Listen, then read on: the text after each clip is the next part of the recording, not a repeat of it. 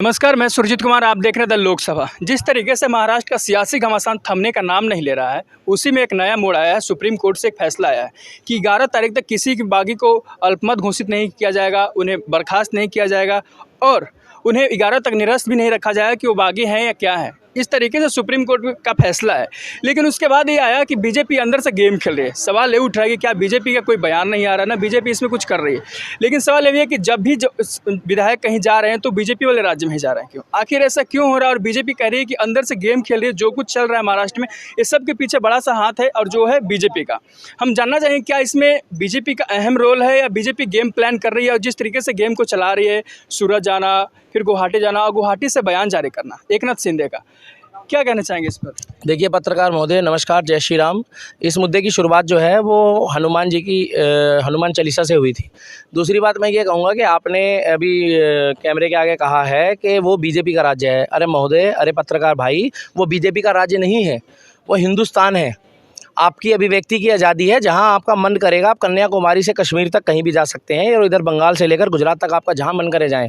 East west north south Bharat में आप कहीं भी जा सकते हैं। और ये कहाँ लिखा है कि ये राज्य बीजेपी का है या ये राज्य जो है वो तृणमूल कांग्रेस का है या ये एनसीपी का है या ये सपा का, ऐसा कुछ नहीं है। आपका जहाँ मन पड़े आप जाइए। आप देश के नागरिक हैं। आप विधानसभा में एक इलेक्शन जीत कर आए हैं और जनता में आपको लाखों लोगों ने पसंद करा है, इसीलिए आप विधानसभा में आए हैं भाई साहब। दूसरी बात यह है कि जो बीजेपी जो इस बारे में नहीं बोल रही है, अब आप बात आ जाते हैं उसमें कि बीजेपी क्यों बोलेगी जब किसी और के घर में झगड़ा चल रहा है, तो बीजेपी उसमें क्यों बोलेगी? आप बताइए कि झगड़ा उनके घर का है। तीसरी बात यह है कि बीजेपी अगर उसमें बोलेगी तो भी दिक्कत होगी लोगों को। देखो, झगड़ा इसी ने कराया है। एक बात बताइए, क्या वो 40 विधायक जो 45 विधायक बागी हुए हैं, जो कह रहे हैं हम हिंदुत्व के लिए आए थे, हम सत्ता के लोभ में नहीं आए थे, आज से ठीक 4-5 दिन पहले अध्यक्षता की सीट छोड़ दी उद्धव ठाकरे जी ने। वो सीट देने को तैयार है, वो मुख्यमंत्री की सीट छोड़ने को तैयार है। छोड़ी नहीं उन्होंने, मगर छोड़ने को तैयार है। एक तरफ वो धमकियां दे रहे हैं, एक तरफ वो ऑफर दे रहे हैं। एक तरफ तो कह रहे हैं कि आप यहाँ आएंगे तो आपका शरीर आएगा, शव आएगा। देखिए, वो उस भाषा को बोल सकते हैं भाई साहब, हम नहीं बोल सकते। पत्रकार जी, संजय राउत जी कुछ भी बोल सकते हैं। वो जब उन्होंने 3 महीने पहले एक बयान दिया था, पाल घर के साधुओं के साथ जो हुआ है, बद्दुआएं जब से शुरू हुई है महाराष्ट्र में, अनगिनत ऐसी घटनाएं हो गई हैं कि मैं गिनती भी करके बताऊंगा तो आप थक जाओगे। रात से सुबह हो जाएगी कि वहाँ हिंदुत्व, तो देखो वहाँ हिंदुत्ववादी जो राज था वो बचा ही नहीं था। वहाँ पर वो शिवसेना नहीं बची थी। जो बाला साहब ठाकरे की शिवसेना है वो वहाँ फिलहाल उद्धव ठाकरे सेना बन गई, वो सोनिया सेना बन गई, वो एनसीपी सेना बन गई थी। मगर शिवसेना अभी भी है, आगे भी रहेगी, क्योंकि बाला साहब ठाकरे का एक इतिहास ही अलग है और वो अमर है। आपकी नज़रिए में हो सकता है या लोगों के नज़रिए में वो मर चुके हैं, क्योंकि वो अमर इसलिए हैं कि जिसके सिद्धांत लोगों के मन में चलते हैं, जिसके सिद्धांतवादी लोग दुनिया में होते हैं, उस इंसान को अमर ही बोला जाता है। और अमर जरूरी नहीं है कि जो शहीद होता है उसी को बोला जाए, सिद्धांतवादी व्यक्ति को भी अमर बोला जाता है इस देश में। तो अगर बाला साहब ठाकरे के बताए रास्ते पे वो नहीं चलते हैं और इसी देश में हनुमान चालीसा का पाठ नहीं पढ़ने दिया जाता, जिस देश में बेटी बचाओ बेटी पढ़ाओ की मुहिम चल रही है, उस बहन को रात को जेल में रखा जाता है, 15 दिन की न्यायिक हिरासत में भेजा जाता है और उसको कहा जाता है कि आपके ऊपर राजद्रोह का मुकदमा लग गया है, क्योंकि आप हनुमान चालीसा पढ़ना चाहते हो, पढ़ी नहीं अभी। और मातोश्री से पहले वो देश हिंदुस्तान है, वो महाराष्ट्र है। तो हिंदुस्तान में अगर आप हनुमान चालीसा नहीं पढ़ोगे तो पत्रकार महोदय क्या पाकिस्तान में पढ़ोगे, अफगानिस्तान में पढ़ोगे, सीरिया में पढ़ोगे? वहाँ तो मंदिर तोड़े जा रहे हैं, वहाँ तो भगाया जा रहा है हिंदुओं को, वहाँ तो कन्वर्टेड करा जाता है, वहाँ पर तो बहू बेटियों के साथ अत्याचार हो रहा है। लेकिन जिस तरीके से आज संजय राउत का ईडी के पेशी होने का डेट दिया गया, ईडी ने उनको समन भेजा है कि कल आप पेश हुई, आपके खिलाफ 1034 करोड़ रुपए का घोटाला हुआ है। इस तरीके से उस पर संजय राउत कहते हैं कि मेरा सिर कलम ही करवा दो, फिर भी हम गुवाहाटी को रुख नहीं करूँगा। तो ये जवाब था केंद्र सरकार को कि हम नहीं जाएंगे। इसके पीछे भी संजय राउत ने कहा कि जो भी कुछ चल रहा है केंद्र सरकार करवा रही है और मेरे पीछे भी ईडी को लगाया गया है, तो इसलिए लगाया गया है। क्या ये सच में घोटाला है या बदले की भावना? देखिए, मुझे एक बात बताइए, अगर बदला लेना होता तो 2.5 साल से सो रही थी ईडी। और दूसरी बात यह कि अगर आप रेड लाइट जंप करते हैं, आप दिल्ली में ही रहते हैं ना पत्रकार जी, मेरी बातों का बुरा मत मानना, मैं थोड़ा कड़वा बोलता हूं। मैं अभिव्यक्ति की आज़ादी है, इस देश में नारे लगे थे ना, भारत तेरे टुकड़े होंगे, अब जल हम शर्मिंदा है, लगे थे ना, तो आप लोग पत्रकारों ने चलाई थी वो लाइन भी। तो मेरी बात भी पूरी सुनिए, जब रेड लाइट जंप करते हैं तो 2 पुलिस वाले जब रोकते हैं आपको, तो आप ये कैसे पूछ सकते हैं कि आपने फलाने को क्यों नहीं रोका, धमकाने को क्यों नहीं रोका? क्योंकि जो पकड़ा जाता है वो चोर होता है भाई जी, उनको भी कैमरे के माध्यम से चिन्हित करा जाएगा। अब ये कह रहे हैं कि ईडी की छापेमारी हुई है। आप एक बात बताइए, ईडी की छापेमारी अगर हुई है, अगर आप पाक साफ हो, तो आप भी राहुल गांधी की तरह जाके वहाँ पर जो है वो महिलाएं और बहनें जो है वो रोना पीटना शुरू कर देगी क्या? आप जांच कराइए ना। अगर आप पाक साफ हो, अगर आप पवित्र हो, तो आप अपनी जांच कराइए। अगर आपको पुलिस वाला कहता है कि मेरे को आपको शक है, आपके बैग में कुछ है, चलिए थाने, तो थाने जाइए। अगर आप सही निकलेंगे तो आप अपना बैग चेक कराइए, वहाँ पर चाय भी पीजिए, पानी भी पीजिए। इतनी बुरी तो दिल्ली पुलिस भी नहीं है। दिल्ली पुलिस ने हनुमान चालीसा के लिए आपको मना करा पाठ के लिए?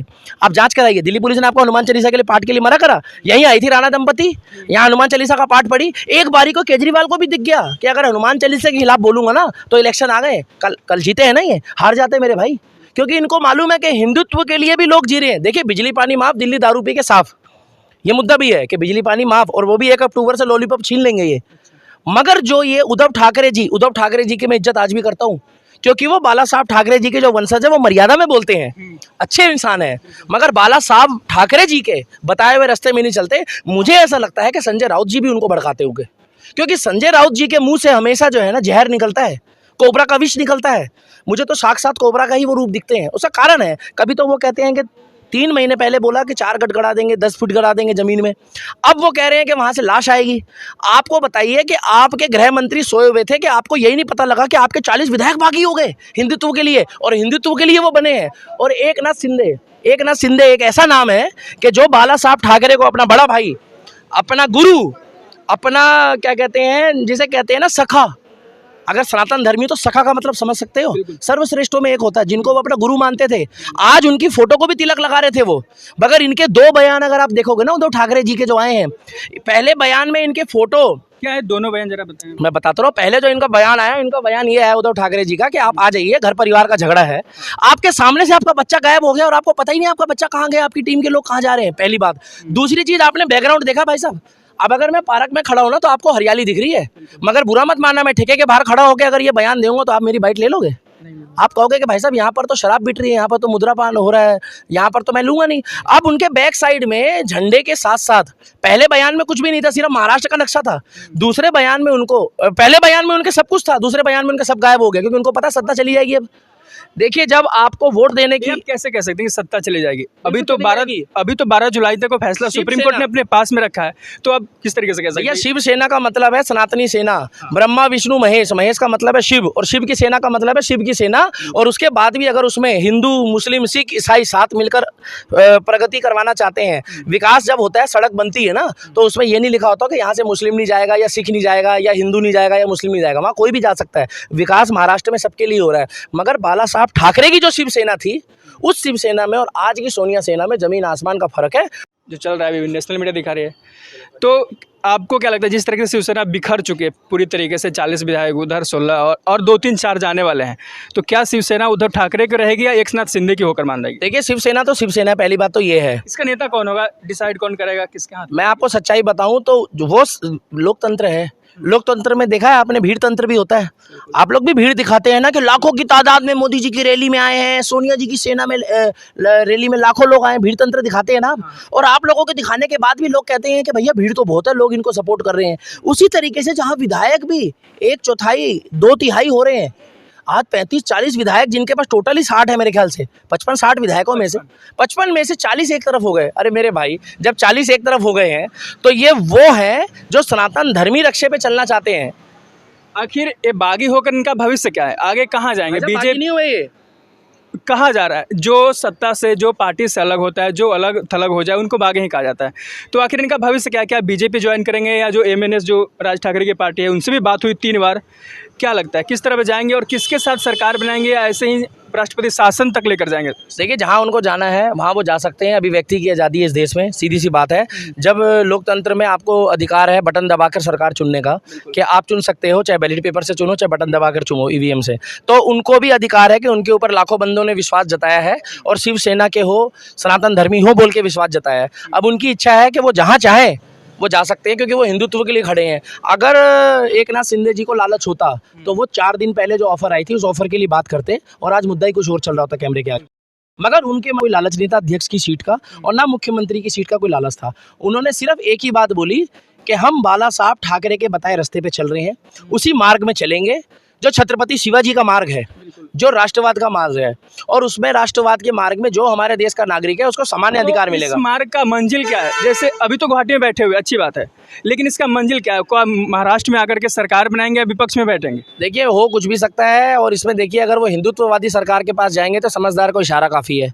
हिंदुत्ववादी सरकार इस देश में अगर कोई बची है, सनातन धर्मी तो बीजेपी है। अच्छा। आप पर्सनल ओपिनियन लोगे तो एक चैनल में आता है कि ओपिनियन, हो सकता है वो बीजेपी को सपोर्ट करें। वो इसीलिए सपोर्ट करेंगे क्योंकि उनकी विचारधारा उनसे मिलती नहीं है भाई साहब, एक ही है। बिल्कुल। ये सब एक दूसरे के भाई हैं। भाई शिवसैनिक भी हैं, भाई उद्धव ठाकरे भी हैं, भाई संजय राउत भी हैं। आज क्यों बुरे हो गए फिर? आज बुरे नहीं है भाई साहब, मैंने तो बुरा बोला ही नहीं। आप कैमरे में आप चेक कर लीजिएगा, मैं बुरा नहीं बता रहा उनको, मैं उनकी विचारधारा बता रहा हूँ कि सत्ता के लोभ में उनकी विचारधारा बदल गई। क्या आज उनके जो न्यूज़ चैनल, जो उनका जो एक अखबार है उनकी सामना, तो क्या वो अब अपने विधायक का सामना कर पा रहे हैं? वो क्या वो उस सामना में लिखेंगे कि हम अपने विधायक का सामना नहीं कर पा रहे? भाई साहब 4 नहीं हुए, 40 हो गए बागी, और अभी बहुत होंगे। कुछ लोग कह रहे हैं वो अगवा हो गए, वो भगवा हो गए, वो गाड़े वाला भगवा हो गए। भगवा तो वो पहले ही थे।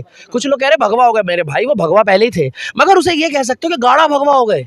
अब भगवा रंग निखर रहा है। गाढ़ा भगवा इन द सेंस क्या? गाढ़ा मतलब ये है कि जितनी मेहंदी जो है वो रचती है, पूरी खिल के आ गई। बिल्कुल खिल के बाहर आ गई। गुलाब के फूल ने जो है ना अपना विकराल रूप ले लिया, कमल खिल गया है। कमल वो नहीं बीजेपी वाला, आप लोग क्या है कि हर चीज में जो एक मोटिव निकाल लेते हो। कमल वो है कि एक उनको जो है ना एक प्राकृतिक सौंदर्य मिल गया है। उनको दिख गया, वो घुट रहे थे 3 महीने से, वो घुटन महसूस कर रहे थे। 2.5 साल से सरकार चल रही भैया 2.5 साल सरकार चल रही थी, मगर जो हिंदुत्व के पीछे जो साजिश चल रही थी, क्योंकि जो एनसीपी और सोनिया सेंधा जो कह रही थी ना, वो उनको मानना पड़ रहा था।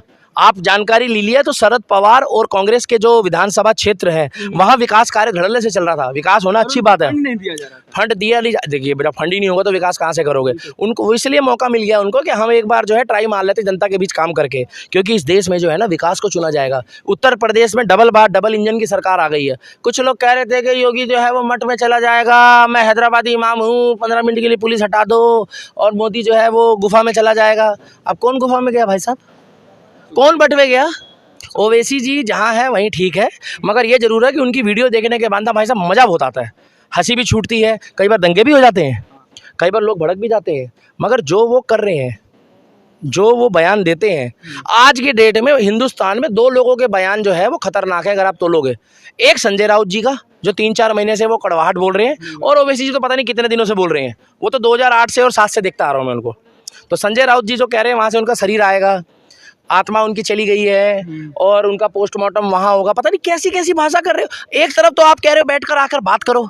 मेरे भाई अगर वो महाराष्ट्र में होते पत्रकार महोदय तो आप सोच सकते हो जिनका ऑफिस फोड़ा जा रहा है उस विधायक के साथ क्या हाल होता। आप कुछ सब कुछ कैमरे में बुलवाओगे?